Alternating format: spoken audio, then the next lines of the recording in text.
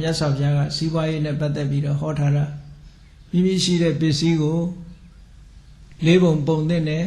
ပုံပြီးတော့တပုံက emergency အတွက်တင်ထားတဲ့နဲ့ကျန်တဲ့တပုံကိုစားပြီးတော့ကျန်တဲ့နှစ်ပုံကိုတော့အတိုးအပွားရအောင်အယောင်းဝယ်ကိစ္စတွေမှာဆောင်ရွက်တင်တယ်လို့ဒါကလောကမှာ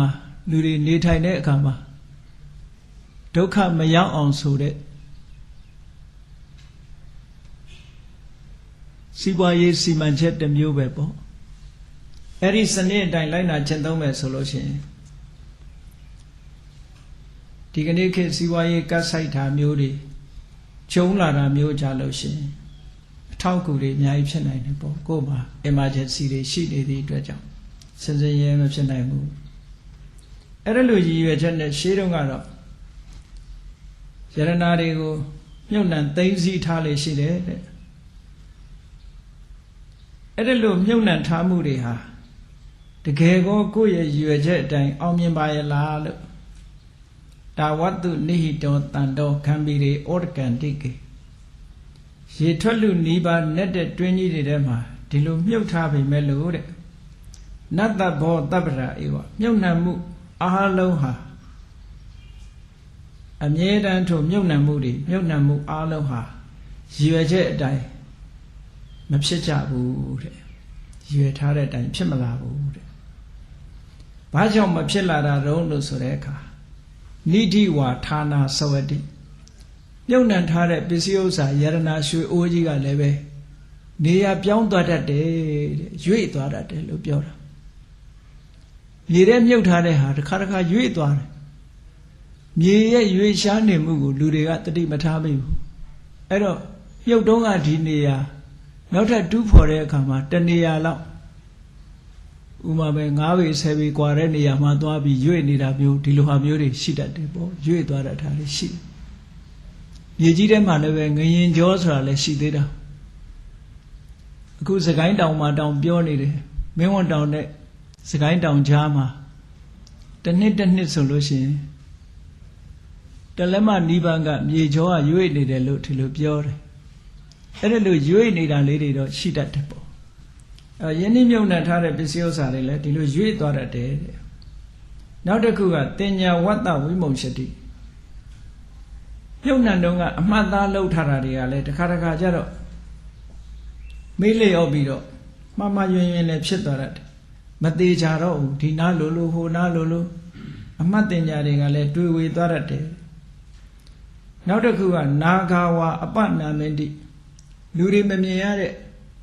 မြေကြီးတွင်းတဲ့တွေထဲမှာနေတဲ့နဂါးတွေဆိုတာရှိတယ်အဲ့ဒီနဂါးတွေကလည်းယရဏပစ္စည်းတွေကိုရွှေ့ပြီးတော့ယူသွားတတ်တယ်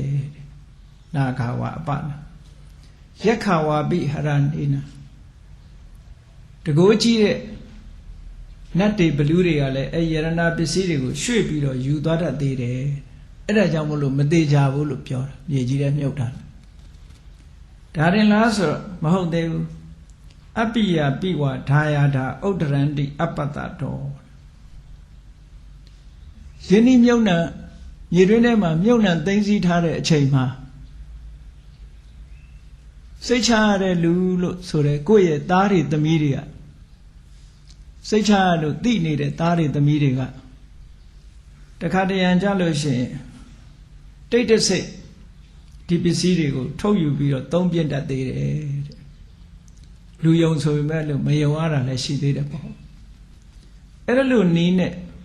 ယင်းနှမြုံနှံမှုတွေဟာအောင်မြင်မှုမြုံနှံထားမှုတွေဟာလွဲချော်သွားတတ်သေးတယ်နောက်ဆုံးလွဲချော်စရာအကြောင်းတစ်ခုကတော့ယထာပုံညက်ခယောဟောတိတဗ္ဗမေတံဝိနတတိတဲ့ကုသကံကုံသွားပြီဆိုရင်တော့အကုန်လုံးဟာပျောက်သွားတာပဲတဲ့မရဘူး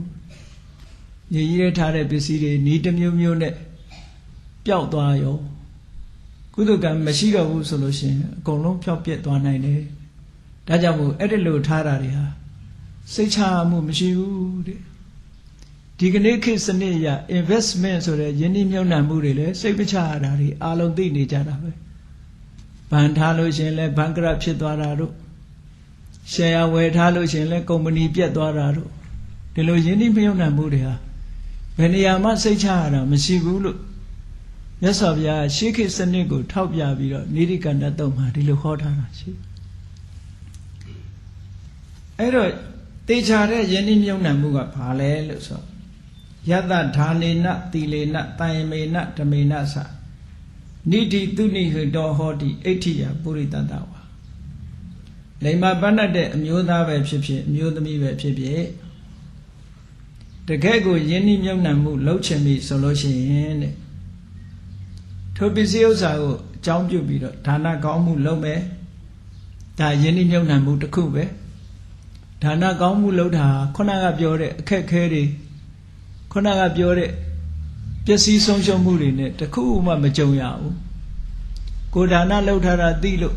ဒါနကိုခိုးယူလို့မရဘူးလုပ်ထားတဲ့ဒါနနေရာရွေ့တော့လုပ်လို့မရဘူးနဂါးတွေဘလူးတွေကရွှေ့ယူသွားလို့မရဘူး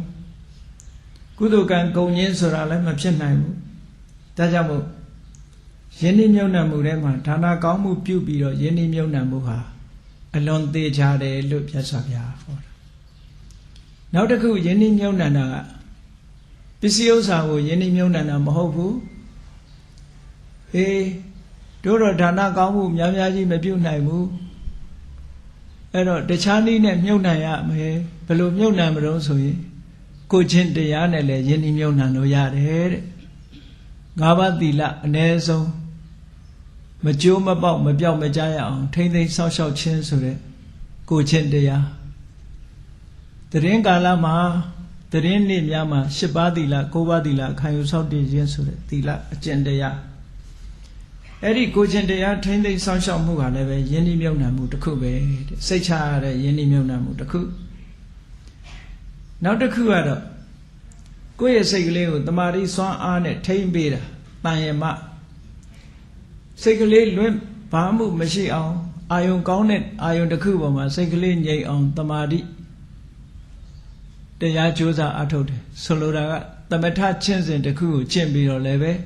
ယဉ်နှမြုံနှံမှုလုပ်လို့ရတယ်တဲ့ဒါလည်းယဉ်နှမြုံနှံမှုတစ်ခုပဲနောက်တစ်ခုကဓမ္မပညာအစဉ်စဉ်မိမိတို့လောကီပညာပဲဖြစ်ဖြစ်လောကုတ္တရာပညာပဲဖြစ်ဖြစ်နောက်ဆုံးအစဉ်မြင့်တဲ့ဝိပဿနာပညာစတဲ့ပညာရပ်တွေကိုမိမိတို့တဏ္ဍာမှာရအောင်ကြိုးစားအထောက်ခြင်းဖြင့်လဲယဉ်နှမြုံနှံမှုဆိုတာဖြစ်တယ်ဒါကတေချာတဲ့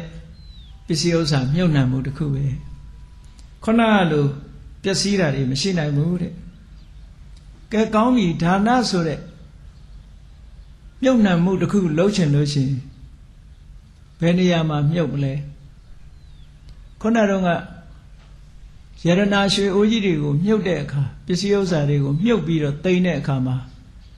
ရေထွက်လောက်နီးအောင်ရေထွက်လှနီးပါဖြစ်တဲ့တွင်းနဲ့ကြီးတွေတူးပြီးတော့အဲ့ဒီတွင်းထဲမှာအတော်နဲ့ဖော်ထုတ်လို့မရအောင်ထည့်ပြီးတော့ထားတဲ့နီးနဲ့မြုပ်နှံတယ်အခုဒါနဆိုတဲ့ကုသိုလ်ကောင်းမှုကိုတော့ဘယ်မှာမြုပ်မလဲဆိုတဲ့မြုပ်နှံတဲ့နေရာကိုမြတ်စွာဘုရားဟောမလို့စေတိယမိစ္ဆတံခေဝပုဂ္ဂလိအတိဋ္ဌိတုဝါ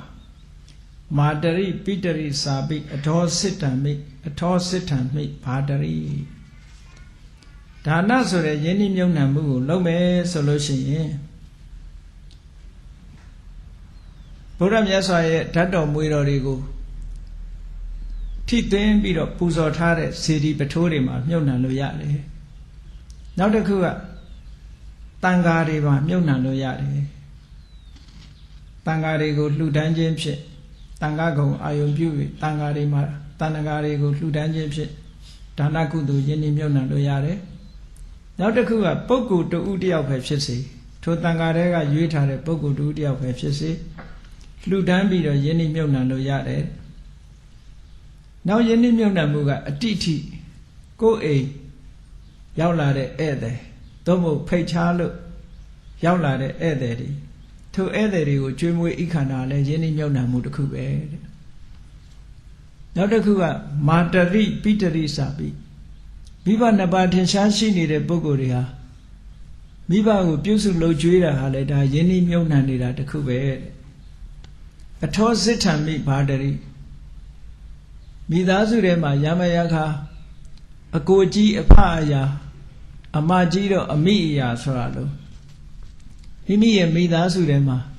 မိဘနှစ်ပါးမရှိတော့ဘူးဆိုလို့ရှိရင်အကိုကြီးအမကြီးတွေမှာလည်းယဉ်နှီးမြုပ်နှံပေးလို့ရတယ်လို့ဒီလိုဆိုလို့တယ်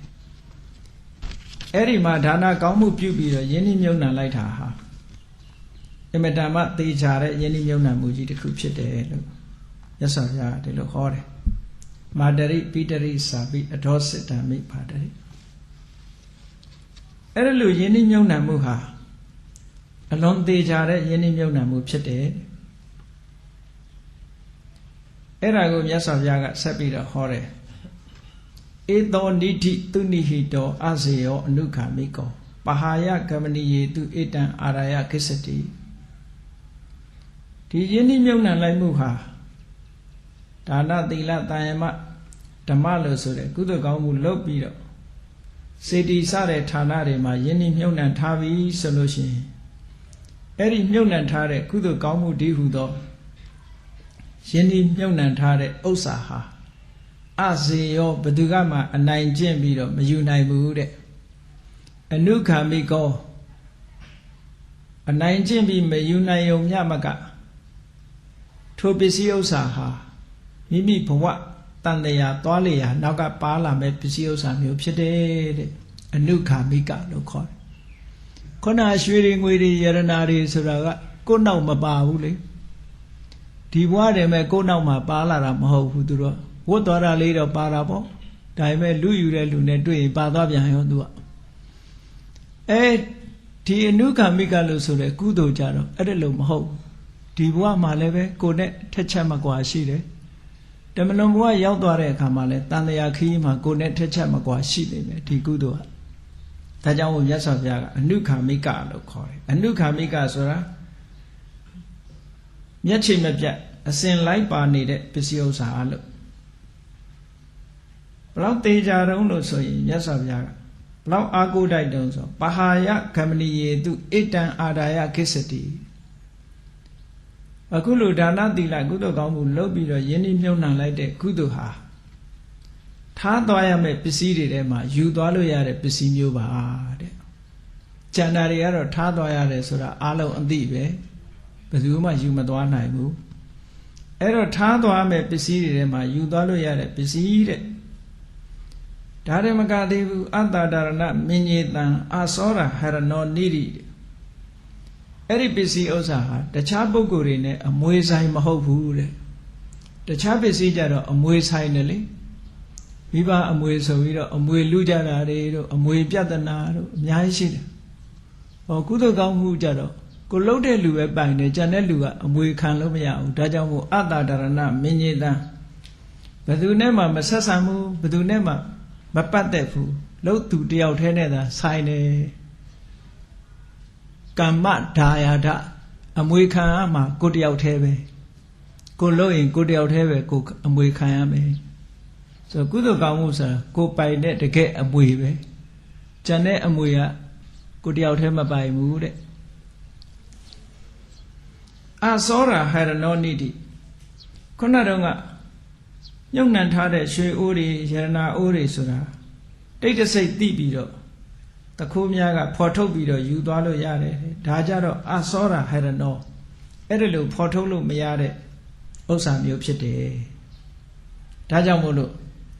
စဉ်းစားဉာဏ်ရှိတဲ့ပုဂ္ဂိုလ်များဟာမိမိနဲ့ထက်ချက်မကွာလိုက်ပါပြီးတော့လုံခြုံစိတ်ချဆုံးဖြစ်တဲ့ကုသိုလ်ကောင်းမှုဒီဟုသောယဉ်နှီးမြုပ်နှံမှုကိုပြုလုပ်ကြတယ်ကyiရာထဒီရောပုံညာနိယောနိတိအနုကာမိကောအဲ့ဒီစိတ်ချသေးချတယ်ကုသိုလ်ကောင်းမှုကိုဒါလင်ပညာရှိများဟာပြုလုပ်လေ့ရှိတယ်ပေါ့အဲ့ဒီမှာမြတ်စွာဘုရားကကိုယ်နောက်ကအမြဲတမ်းလိုက်ပါနေတဲ့ကုသိုလ်လို့ဆိုတော့နောက်ကလိုက်ပါနေပြီမဲ့လို့အသုံးဝင်မှကောင်းတယ်လေအသုံးမဝင်ရင်မကောင်းဘူးဒါကြောင့်မို့အဲ့ဒီယဉ်နှီးမြုပ်နှံမှုကရလာတဲ့ကုသိုလ်ကောင်းမှုဟာကိုယ်နောက်ကလိုက်ပါနေုံနဲ့မကဘူး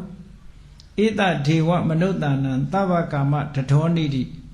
ယံယဒေဝဘိပတ္ထင်တိသဗ္ဗမေတေနလဗ္ဗတိ ဒီကုသိုလ်ကောင်းမှုဆိုတဲ့ယဉ်ဤမြုပ်နှံမှုကြီးဟာတဲ့လူဘဝပဲရောက်ရောက်နတ်ဘဝပဲရောက်ရောက်တဗ္ဗကာမတရောမိမိနဲ့အတူပါလာပြီးလိုချင်တာအလုံးကိုပေးနိုင်တယ်တဲ့ဟောဒီကောင်းမှုကလိုချင်တာတွေအလုံးပေးနိုင်တယ်လို့ဒီလိုပြောတာเนาะကိုယ်နဲ့အတူပါလာတဲ့စိန်ရွှေရတနာငွေကြေးတနာကလိုချင်တာအကုန်လုံးမပေးနိုင်ဘူးပေးနိုင်တာကလူလောကမှာပတ်စံပေးပြီးတော့ဝယ်လို့ရတာအကုန်လုံးမဟုတ်ဘူးတချို့တလေသာရတယ်ပေါ့ဥပမာပဲစိတ်ချမ်းသာမှုဆိုတာပတ်စံပေးပြီးဝယ်လို့လည်းမရဘူးကျမ်းမာမှုဆိုတာလည်းပတ်စံပေးပြီးတော့ဝယ်လို့မရဘူးပတ်စံပေးပြီးတော့ဝယ်မရတဲ့ဟာတွေအများကြီးရှိတယ်ဒါကြောင့်မို့တဗ္ဗကာမတရောအလုံးကိုပေးတယ်လို့ပြောလို့မရဘူးတကယ်ငွေကြေးတနာဟာအကုန်လုံးကိုပေးနိုင်တယ်ဆိုတာမဟုတ်ဘူးကုသိုလ်ကောင်းမှုကြတော့အကုန်လုံးကိုပေးတယ်လို့ဒီတဗ္ဗဟာနိရဝတိတတဗ္ဗအကျွမ်းကြံမရှိတယ်နော် without exception ပေါ့ exception မရှိဘူးအပြည့်အဝကိုလိုချင်တာပေးနိုင်တဲ့ဟာမျိုးဖြစ်တယ်ဒါကြောင့်မို့မြတ်စွာဘုရားကစကားကုံအောင်ဆက်ပြီးတော့ဟောတာယံယတေဝါဘိပတ်ထင်တိတဗ္ဗမေတေနလပတိဘာတောင်းတတဲ့အဲ့ဒီကုသိုလ်နဲ့ရနိုင်တယ်လို့ဒီလိုဟောတာဘာပဲလိုချင်တာအကုန်ရတယ်လို့ဒီလိုပြောတယ်အဲ့တော့လိုချင်တာအကုန်ဆိုတော့ဘာတွေများပါလဲလို့ဆိုတာကိုနည်းနည်းဖော်ပြထားတာသူဝဏ္ဏတာသူတရတာသူတန်ထတာသူရူပတာအာဓိပစ္စပရိဝါရသဗ္ဗမေတေနလပ္ပတိလောကလူတွေလိုချင်တာကိုမြတ်စွာဘုရားကထုတ်ပြတာလူတွေကဘာဖြစ်လဲလှခြင်းနဲ့ဆိုလှခြင်းလို့ရှိရင်လေလှပတဲ့အစဉ်ကိုရအတန်ကောင်းခြင်းနဲ့ဆိုအတန်ကောင်းတာရသူတရတာသူတန်တာရုပ်ခန့်ညားပြီးတော့ချောမောလှပခြင်းနဲ့ဆိုလို့ရှိရင်လေပုံပန်းတရံလှပအောင်လေကုသိုလ်ကပေးတယ်အတွင်တန်တန်လှပအောင်လေကုသိုလ်ကပေးတယ်အချမ်းရံများပြီးတော့အကြီးအကဲဖြစ်ခြင်းနဲ့ဆိုရင်လေဟောဒီကုသိုလ်ကလုပ်ပေးတယ်ဒါကြောင့်မို့အားလုံးကိုပေးတယ်လို့ပြောတာအာဓိပစ္စပရိဝါရသဗ္ဗမေတေနလပ္ပတိဒါရင်မကသေးဘူးတဲ့ထုတ်ပြီးတော့ပြောလိုက်ပဒေသရိစ္ဆံဣတရိယံစက္ကဝတ္တိဒုက္ခံပိယဒေဝရိစ္ဆံပိဒိဗေတုသဗ္ဗမေတေနလပ္ပတိတိုင်းပြည်တစ်ပြည်ဒေသတစ်ခုလွှမ်းမိုးအုပ်စိုးရတဲ့ဧကရမင်းရဲ့ပရိသရေမင်းရဲ့စီစဉ်ဥစ္စာမျိုးကိုလည်းဟောဒီကုသိုလ်ကရစေတယ်တဲ့စัจ java လာတစ်ခုတစ်ခုကိုလွှမ်းမိုးအုပ်စိုးနိုင်တဲ့စัจ java မင်းရဲ့ချမ်းသာဒုက္ခကိုလည်းပဲပေးနိုင်တယ်တဲ့ဒါလူစည်းစိမ်နဲ့ပတ်သက်လာလို့ရှိရင်စัจ java မင်းရဲ့စည်းစိမ်ဟာအကြီးမားဆုံးပဲပေါ့ဒီတဲ့ကြည့်လိုက်မယ်ဆိုလို့ရှိရင်နတ်ပြည်မှာနတ်ဘယင်တစ်ပါးရဲ့စီစိန်ကိုလည်းပဲပေးနိုင်တယ်တဲ့ဒီကုသိုလ်ကောင်းမှုကပေးနိုင်တာလေနောက်ဆုံးမြတ်စွာဘုရားကခြုံပြီးတော့ဟောလိုက်တာကမနုဿိကာသတံပတ္တိဒေဝလောကေသယာရတိယာသနိဗ္ဗာနတံပတ္တိသဗ္ဗမေတေနလပ္ပတိလူဘဝလူစည်းစိမ်ဥစ္စာတွေမှန်သမျှအကုန်ပေးနိုင်ပါတယ်တဲ့နတ်ပြည်မှာရှိတဲ့မွေးလျော်ပျော်ပိုက်စရာစည်းစိမ်ဥစ္စာတွေလည်းအကုန်ပေးနိုင်မယ်လူစည်းစိမ်နတ်စည်းစိမ်တွေမကဘူးတဲ့ဒုက္ခခတ်သိမ်းချုပ်ငြိမ်းရာဖြစ်တဲ့နိဗ္ဗာန်ချမ်းသာဆိုတာကိုလည်းပဲဟောဒီကုသိုလ်ကပေးနိုင်ပါတယ်လို့နောက်ဆုံးဟောလိုက်တာအဲ့ဒါကြောင့်မို့လို့မိတ္တတံပရမာဂမယောနိသောဝပယုံစတောဝိဇ္ဇာဝိမု ക്തി ဝတိဘာဝသဗ္ဗမေတေနလပ္ပတိနိဗ္ဗာန်ချမ်းသာရဖို့ဆိုတာတဲ့ဒီစည်းစိမ်ကပေးတယ်ဆိုတာအခွင့်အလမ်းတစ်ခုကိုရှာပေးလိုက်တာနိဗ္ဗာန်ချမ်းသာကိုပေးတယ်ဆိုတဲ့နေရာမှာဒါနသီလဒါတွေကပေးတယ်ဆိုတာအခြေအနေတရားကိုဖန်တီးပေးလိုက်တယ်ဒါနကောင်းမှုသီလကောင်းမှုကိုအကြောင်းပြုပြီးတော့သူတော်ကောင်းနဲ့ပေါင်းစုံမိခြင်းလို့ဆိုတဲ့မိတ်ကောင်းဆွေကောင်းတွေ့တယ်ဆိုပါစို့ရှင်သာရိပုတ္တရာမထေရဟာဥပဒိတပရပိုက်ဘဝတုန်းကရှင်အတ္တစီတို့လိုမိတ်ကောင်းဆွေကောင်းနဲ့မတွေ့ဘူးဆိုလို့ရှိရင်သောတာပန်ဖြစ်ဖို့မရှိဘူးပေါ့မိတ်ကောင်းဆွေကောင်းနဲ့တွေ့အောင်ရှေးကုသိုလ်ကဖန်တီးပေးလိုက်တော့ရှင်အတ္တစီနဲ့သွားဆုံရတယ်အဲ့ဒါလို့ဆုံလိုက်တဲ့အခါမှာတရားဓမ္မကိုရှင်းပြလိုက်တာ လေးပါရရှိတဲ့ဂါထာလေးနှစ်ပါရလေးနာလိုက်တာနဲ့သဘောပေါက်သွားတယ်ဟောအဲ့ဒီအချိန်တွေကိုပြောတာမိတ္တတံပရမာဂမယောနိသောဝပါယုံဇတော်ဒါနကုသိုလ်သီလကုသိုလ်ကနေပြီးတော့မိကောင်းဆွေကောင်းတွေနဲ့တွေ့အောင်ဖန်တီးပေးတယ်မိမိကိုယ်တိုင်ကလည်းပဲမှန်မှန်ကန်ကန်စဉ်းစားပြီးတော့နှလုံးထားနိုင်တဲ့ယောနိသောမနတိကာရရှိတယ်ကြိုးစားအထောက်မှုရှိတယ်ဆိုတော့ဝိဇ္ဇာဝိမု ക്തി ဝတိပါဝဝိဇ္ဇာဆိုတဲ့အသိဉာဏ်တွေရလာတယ်မဲ့ဉာဏ်ရလာတယ်ဝိမု ക്തി ဆိုတဲ့ဖိုရလာတယ်မဲ့ဉာဏ်ဖိုဉာဏ်တွေကိုရလာတယ်အဲ့ဒါတွေရခြင်းဖြင့်နိဗ္ဗာန်ချမ်းသာကိုရောက်မှာဖြစ်တယ်ဒါကြောင့်မို့ဝိဇ္ဇာဝိမု ക്തി လို့ဆိုတဲ့အမြင့်ဆုံးဖြစ်တဲ့အဆင့်ထိအောင်သဗ္ဗမေတေနလဗ္ဗတိအခုလိုယဉ်နှမြုပ်နှံမှုကုသိုလ်ကရစေနိုင်တယ်လို့မြတ်စွာဘုရားဒီလိုခေါ်တာဒီတဲ့အဆင့်မြင့်တာတွေရှိသေးတယ်ယဟန္တာဖြစ်တာတောင်မှပဲယဟန္တာချင်းမတူသေးဘူးအရတ္တမေရတ္တဖို့ကြတော့တူတယ်သို့တော့ဆောင်းဝဲအောင်တာလို့ပေါ့တချို့ကဂုံနူးနဲ့အောင်တယ်တချို့ကရိုးရိုးအောင်တယ်ပေါ့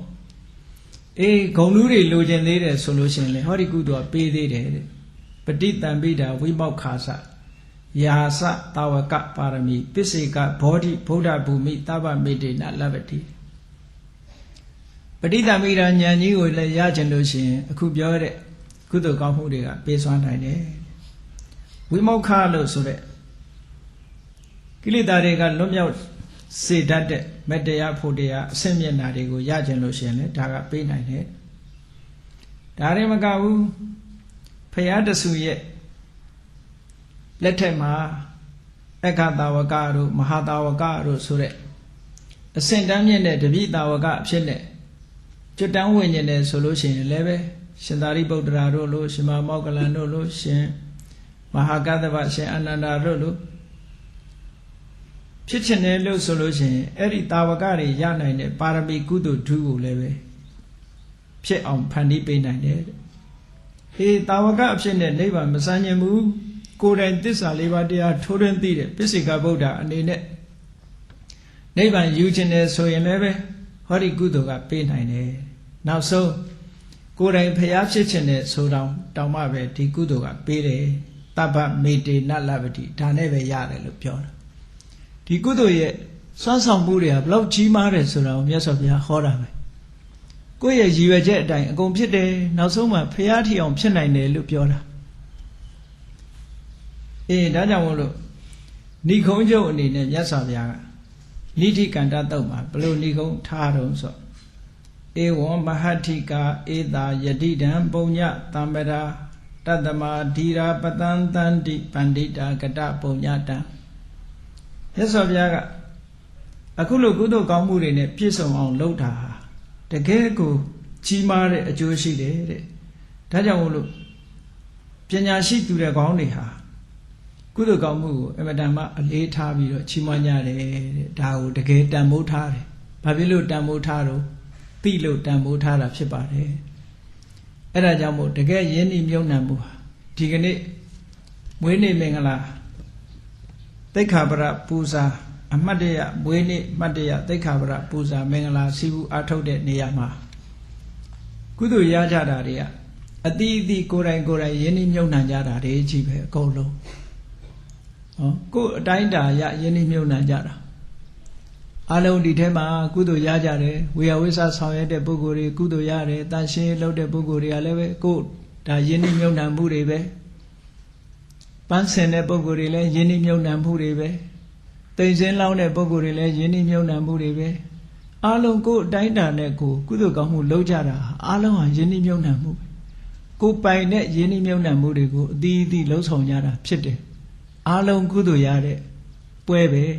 တာမန်ကြည့်မယ်ဆိုလို့ရှိရင်တော့ဒီကနေ့မွေးနေ့ဆိုပြီးတော့မွေးနေ့အမှတ်တရလုပ်တဲ့ပုဂ္ဂိုလ်ပဲရတယ်လို့သို့မဟုတ်မွေးနေ့အမှတ်တရလှူတဲ့တန်းတဲ့ပုဂ္ဂိုလ်သာရတယ်လို့ဒီလိုထင်ရတယ်တကယ်ကတော့မဟုတ်ဘူးကိုလုပ်တဲ့ကုသိုလ်တွေဟာဘာပဲလုပ်သမျှကုသိုလ်တွေဟာကိုယ်နဲ့သာဆိုင်ပြီးကိုရကြတာဒီကနေ့အားလုံးရတဲ့နေ့ပဲအားလုံးဟာကုသိုလ်တွေမိမိတို့ရဲ့ရင်ထဲနှလုံးထဲမှာယဉ်ဤမြုပ်နှံလို့အားလုံးအကျိုးမြတ်တွေရတယ်လို့ဒီလိုမှတ်ရမှာဖြစ်ပါတယ်ဒါကြောင့်မို့ဘုရားမြတ်စွာရဲ့ နိရိကန္တသုတ်ဒေသနာတော်လာတဲ့အတိုင်းဧဝံမဟာထိကာဧတာယတိတံပုညတမ္ပရာ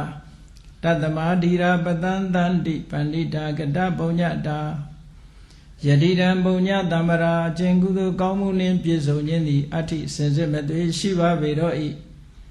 ဧတာပုညတမ္ပရာဤကုသိုလ်ကောင်းမှုနှင့်ပြည့်စုံခြင်းသည်ဧဝံမဟာထိကာဤမြတ်လောက်အကျိုးကျေးဇူးတွေများလာပါပေတော့၏တတ္တမထို့ကြောင့်ဒီရာပညာဖြင့်မိမိရဲ့ကောင်းကျိုးချမ်းသာကိုရယူတတ်ကြကုန်သောပဏိတာပညာရှိတဲ့အမျိုးကောင်းသားမျိုးကောင်းသမီးတို့သည်ကတ္တပုညတံပြုအပ်ပြီးသောကောင်းမှုရှိသူရဲ့ဖြစ်ကြောင်းကုသိုလ်ကောင်းမှုမှန်သမျှကိုပတံတန်တိချီးမွမ်းကြပါပေကုန်သည်ဟု၍ဘဂဝါရွှေဖုံးတော်သခင်ရှင်တော်မြတ်ဖရာသည်အဝေါစကောင်းစွာမသွေဟောကြားတော်မူခဲ့ပါပေတည်း